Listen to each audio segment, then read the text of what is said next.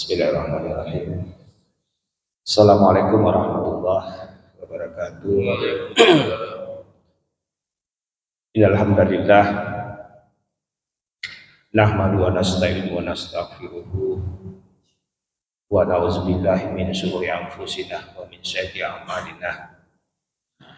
May yahdihillahu fala mudilla lahu wa may yudlil fala hadiya lahu. Asyhadu an la ilaha illallah wahdahu la syarika lah wa asyhadu anna Muhammadan abduhu wa rasuluhu la nabiyya ba'dah. Allahumma salli wa sallim ala sayyidina wa maulana Muhammad wa ala alihi sayyidina Muhammad.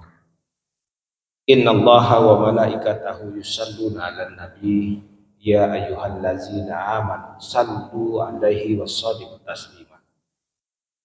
Wa qala ta'ala fil kitabil karim, a'udzu billahi minas syaitonir rajim. Bismillahirrahmanirrahim. Kaifa ta'muruna billah wa kuntum amwatan fa ahyaakum summa yumitukum summa yuhyikum summa ilaihi turja'un. Bagaimana kamu mau sombong dengan Allah? Kamu yang tadinya mati, Allah hidupkan. Kemudian Allah matikan kamu kembali.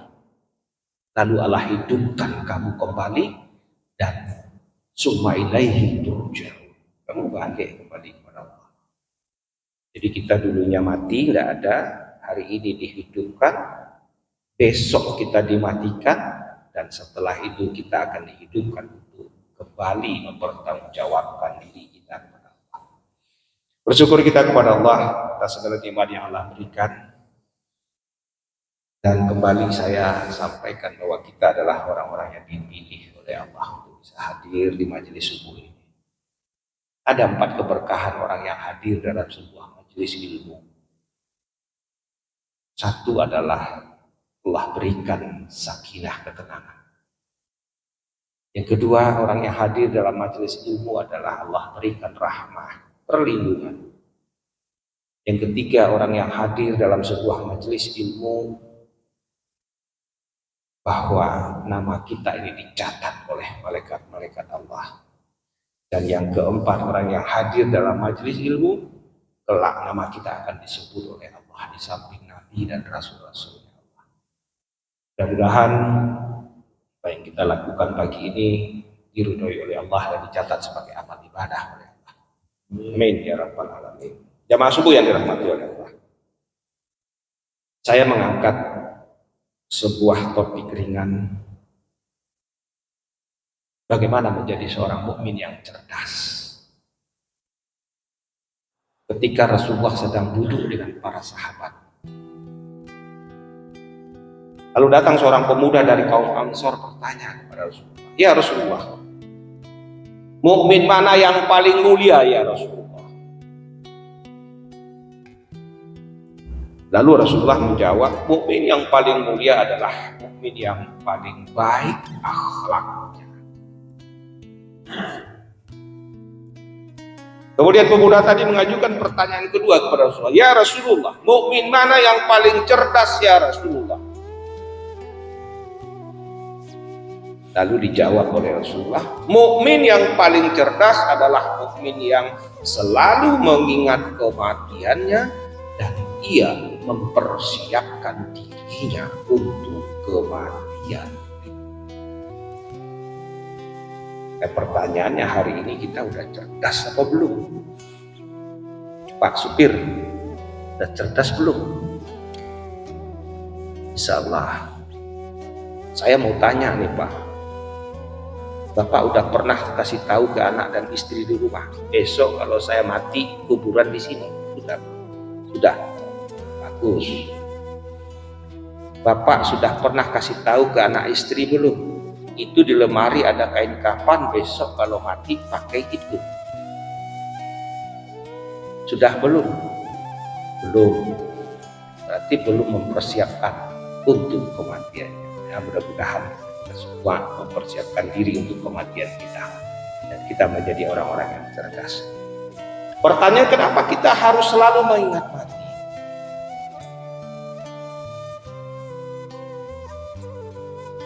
Ya karena ketika kita pulang kepada Allah itu pasti. Kematian itu pasti akan datang kepada kita. Mau lari kemanapun, mau sembunyi kemanapun, pasti akan datang. Walikulli ummatin ajalun faiza jaa ajaluhum. Setiap umat, setiap manusia memiliki batas waktu ajaluhum, kematiannya. La yastakhiruna sa'atan wa la yastaqdimun. Takhirun tidak bisa dimundurkan di akhir. Wa la yastaqdimun, tidak bisa untuk dimajukan kematian. Kapan kematian itu datang, di mana kematian itu datang, bagaimana cara kematian itu datang, tidak ada satupun kita yang tahu. Ada orang mati sedang bermusik, sedang joget-joget. Ada enggak? Sedang berjoget-joget, nyanyi-nyanyi, mati. Ada. Ada orang yang mati karena balap-balap motor, mati dia. Ada orang mati karena minum miras oplos, mati dia. Ada enggak? Tapi ada juga orang yang mati ketika sedang sholat, ketika sedang berkhutbah, ketika sedang baca Al-Quran, ketika menjadi imam. Banyak video-videonya orang mati dalam keadaan husnul khotimah, sedang berada di jalan Allah. Karena orang itu mati sesuai dengan kebiasaannya. Pawang ular itu pasti matinya nanti dipatu oleh ular. Pawang buaya matinya juga dimakan oleh binatang piaraan. Pembalap matinya pasti di lintasan balap. Pemain motor cross matinya jatuhnya di arena lomba motor cross. Karena mati orang itu biasa dengan kebiasaan. Makanya kematian kita harus kematian yang terindah, kematian yang sedang berada di jalan Allah.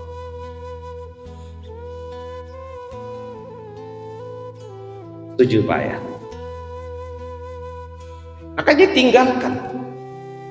Karena orang hari ini sibuk mengejar dunia. Orang berlomba-lomba untuk mencari pangkat, mencari jabatan, mencari kekuasaan, mencari kewenangan dengan berbagai cara. Dan menghalalkan cara-cara apapun untuk mendapatkan. Kalau hanya untuk mencari kekuasaan, Fir'aun yang begitu berkuasanya, tidak ada apa-apanya di hadapan. Hari ini orang berlomba-lomba untuk mencari harta, menumpuk kekayaan. Pergi pagi, pulang pagi, nggak pernah sholat, lupa puasa, lupa bersedekah. Kalau hanya untuk mencari kekayaan, Qarun yang begitu hebat kekayaannya, dikubur oleh Allah di dalam habis.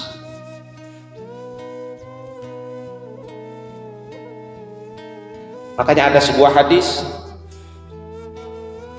yang diriwayatkan oleh Al-Baihaqi. Sebenarnya hadis ini adalah pesan Allah kepada Rasulullah. Ketika itu Allah memanggil Jibril, ya Jibril, sampaikan 3 pesanku kepada Rasulullah. Lalu Jibril datang kepada Rasulullah. Jibril datang kepada Rasulullah tidak seperti waktu biasanya Jibril menyampaikan wahyu. Tidak seperti waktu biasanya. Jibril datang kepada Rasulullah tidak sebagaimana wajah Jibril menyampaikan wahyu kepada Rasulullah. Mungkin pesan ini amat penting. Satu, tidak sebagaimana waktunya.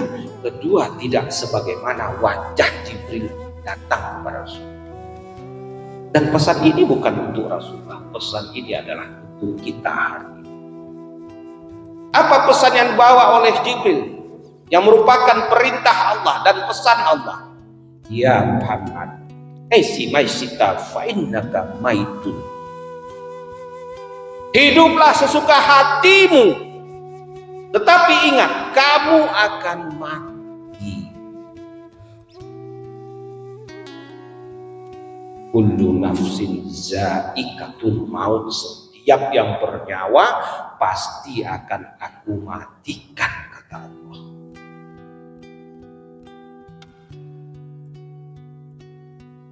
Lalu pesan yang kedua yang dibawa oleh Jibril dan disampaikan kepada Rasulullah,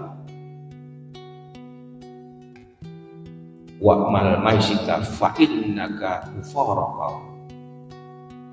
Ya Muhammad, silahkan cintai apa yang kamu mau cintai di dunia, tetapi semua yang kamu mau cintai itu pasti akan kamu tinggalkan. Hari ini kita mungkin banyak yang kita cintai di dunia. Bapak cinta sama istri, cinta sama anak, cinta sama rumah, cinta sama harta. Betul? Tidak akan kita bawa satupun, apapun yang kita cintai, kecuali yang kita titipkan untuk berada di jalan Allah. Hanya amalan yang akan mengikuti kita, amal yang akan bersama kita ketika kelak kita pulang kembali kepada Allah. Lalu pesan yang ketiga, ya Muhammad, wahbi maisita fa innaka majzun bihi. Silahkan berbuat sesuka hatimu, tapi ingat, ada pertanggungjawaban yang besok akan diminta oleh Allah. Inna ilaina iyabahum summa inna alaina hisabahu. Ada pertanggungjawaban, ada hisab, sebagaimana kemarin saya sampaikan. Setiap kita memiliki sebuah buku, yang buku itu besok akan kita terima di hadapan Allah, akan kita gantungkan di leher kita, akan kita baca sendiri buku itu, dan tidak ada kebohongan ketika kita mempertanggungjawabkan di hadapan Allah. Inna nahnu nuhil mauta wa naktubu ma qaddamu wa asarahum wa kulla shay'in ahsainahu fi imamin mubin. Surat Yasin ayat ke-12. Inna nahnu nuhyil mauta, kami bangkitkan orang-orang yang telah mati, kata Allah. Wa naktubu ma qaddamu wa asarahum, lalu kami perlihatkan semua perbuatan yang pernah mereka lakukan.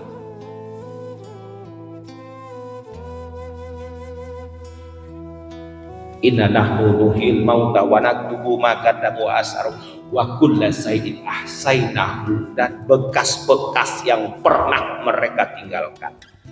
Bekas-bekas itu utang piutang, Pak. Bekas-bekas itu ketika kita menggeser patok tanah kita ke orang lain. Bekas-bekas yang pernah kita tinggalkan dalam sebuah buku, dalam sebuah catatan yang akan kita terima di Lauh Mahfuz. Lauh Mahfuz itu pengadilan Allah. Akan kita terima. Lalu siapa besok yang akan membaca buku itu? Kita sendiri. Dan ketika kita menerima buku itu, semua akan bertunduk, semua akan bersujud, dan tidak saling kenal. Anak, istri, keluarga, tidak ada yang kenal, karena sudah ngurusin diri masing-masing. Nggak sempat lagi bapak cari istri, cari anak. Karena udah tidak sibuk, udah tidak kenal. Banyak di antara kita kelak ketika membaca buku ini tersenyum, senang. Karena catatannya bagus, bagaikan kita menerima rapot ketika sekolah dulu. Rapotnya nilainya 8, 9, semua hitam. Senang nggak Pak? Bapak pernah terima rapot? Pernah. Ketika nilainya bagus semua, wah 8, 9. Senang, ketika pulang senang. Tapi tidak sedikit di antara kita yang besok tertunduk, diam, ketakutan, bahkan menangis. Karena catatan di dalam buku itu semua merah dan semua buruk. Dan tidak ada lagi waktu kita untuk merubah catatan itu. Telah tertutup pintu kita untuk merubah catatan. Inilah kesempatan kita masih diberi umur oleh Allah pagi ini, siang nanti, bahkan nanti malam untuk kita mentip buku-buku yang buruk yang masa lalu kita mungkin banyak catatan-catatan merahnya. Masih bisa Pak? Masih kan? Wa yaghfiru liman yasha wa yu'azzibu man yasha wallahu ala kulli syai'in. Alhamdulillah, siapa yang tahu Allah ampun, dan Allah Maha tahu tentang apa yang ada di hati, tentang apa yang kamu perbuat. Kita sendiri yang membaca buku itu besok. Iqra kitabaka kafa binafsika 'alaika hasiba. Kamu sendiri iqra, baca buku itu sendiri. Siapa? Kamu sendiri yang membaca buku itu di hadapan Allah. Kira-kira ketika baca buku itu bisa bohong nggak kita Pak?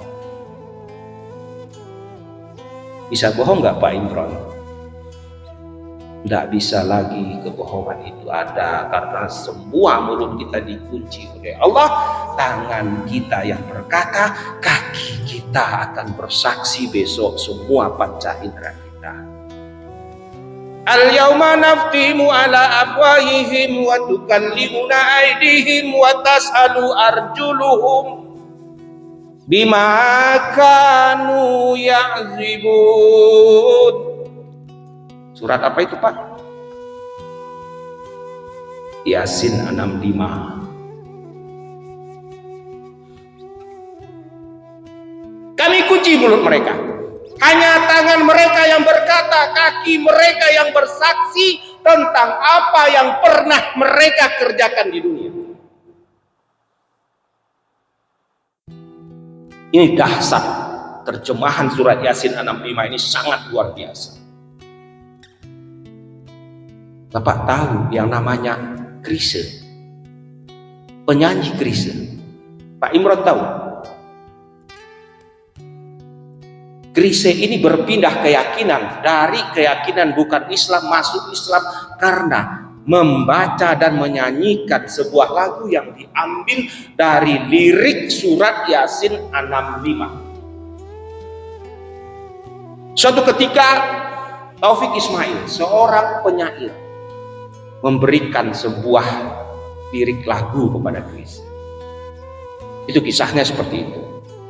Ya Chrisye, ini ada lagu. Tolong kamu nyanyikan, bikin liriknya, bikin musiknya, rekam di studio. Lalu diterima oleh Chrisye.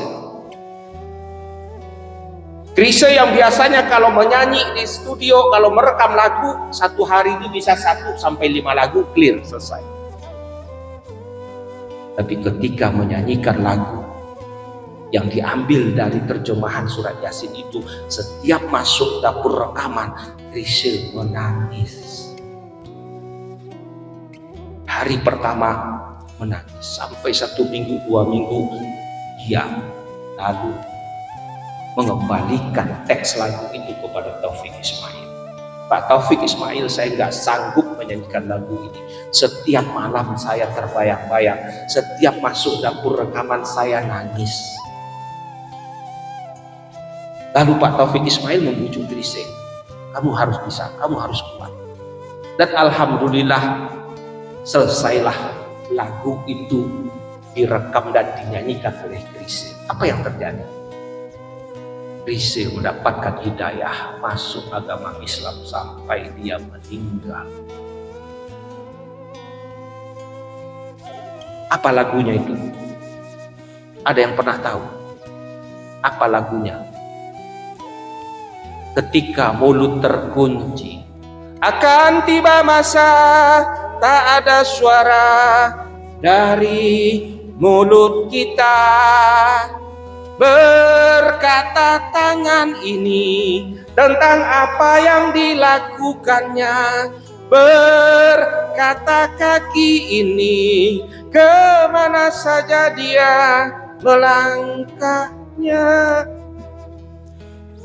Jadi kalau itu didengarkan malam-malam, kita akan banyak, selalu akan berada di jalan Allah, insya Allah. Dengarkan ketika malam mau tidur, bagaimana dahsyatnya terjemahan surat Yasin 65 ini. Ada pertanggungjawaban yang besok akan kita terima di hadapan Allah, dan ketika itu tidak satupun yang bisa menolong kecuali hanya amal-amal kebaikan yang kita bawa. Jamaah yang dirahmati oleh Allah,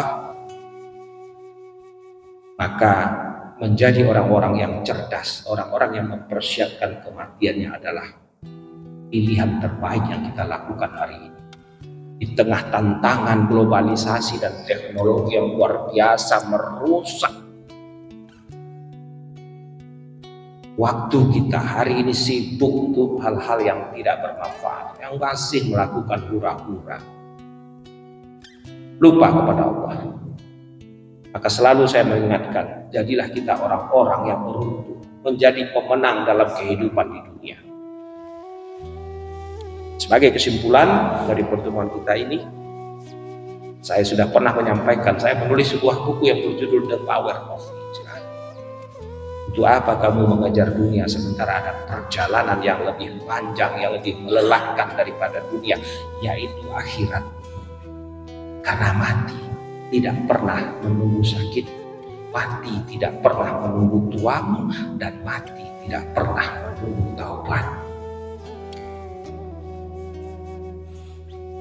Ada 5 ciri orang beruntung di dalam buku saya itu. Siapa orang yang beruntung dalam kehidupan di dunia kelak? Yang pertama adalah orang yang meninggalkan dunia sebelum ia meninggal dunia.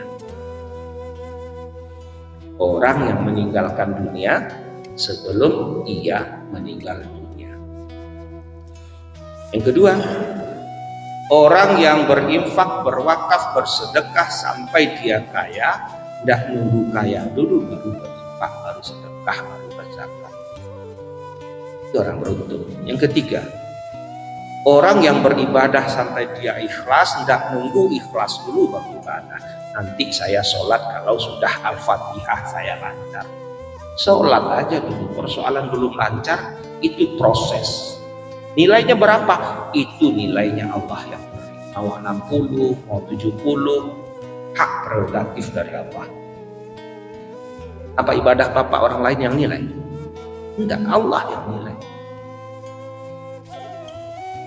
Yang keempat, orang beruntung dalam kehidupan di dunia adalah orang yang berdakwah sampai alim, tidak nunggu alim dulu baru dakwah. Dakwah itu kan tidak harus di atas mimbar, tidak harus di sini. Di tengah-tengah keluarga kita bisa dakwah. Hayyalas shalah. Anak-anak, istri, berhenti semua kegiatan itu, main komputer, main game segala macam, sholat dulu. Dakwah itu kan. Tapi bapaknya harus sholat, jangan nyuruh saja bapaknya nggak sholat. Itu dakwah di tengah-tengah keluarga, dakwah yang terkecil. Dan yang kelima, orang yang beruntung itu adalah orang yang ke masjid sampai mati, tidak mati dulu baru dibawa ke masjid. Ada orang yang mati dulu baru pernah ke masjid, Pak? Ada? Pernah? Ada. Selama ini nggak pernah dia ke masjid, mati dulu baru dia pernah nginjak masjid. Pertama kali nginjak dibawa ke masjid, minta posisi di depan imam. Padahal selama ini kita tidak pernah sholat itu di depan imam, kita selalu di belakang imam. Ini dia seumur-umur tidak pernah masuk masjid, minta pertama kali sholatnya dia di depan sang imam. Nah, mudah-mudahan sedikit mungkin tausiah untuk ini saya sampaikan untuk saya, mungkin mengingatkan diri saya dan juga untuk kita semua. Mudah-mudahan kita semua selalu mengingat kematian kita, dan kita selalu istiqomah di jalan Allah, dan kita selalu berada di dalam ketaatan kepada Allah. Karena amat mudah Allah membolak-balik hati kita. Ya, bukan di balik ulu bisa jadikan di ala dini. Amat mudah bagi Allah. Kalau Allah membolak hati kita, pagi bisa tempe, sore bisa mendoan.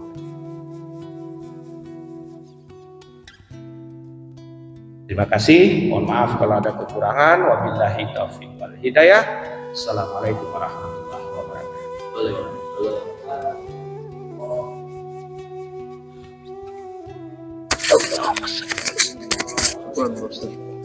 Masya Allah.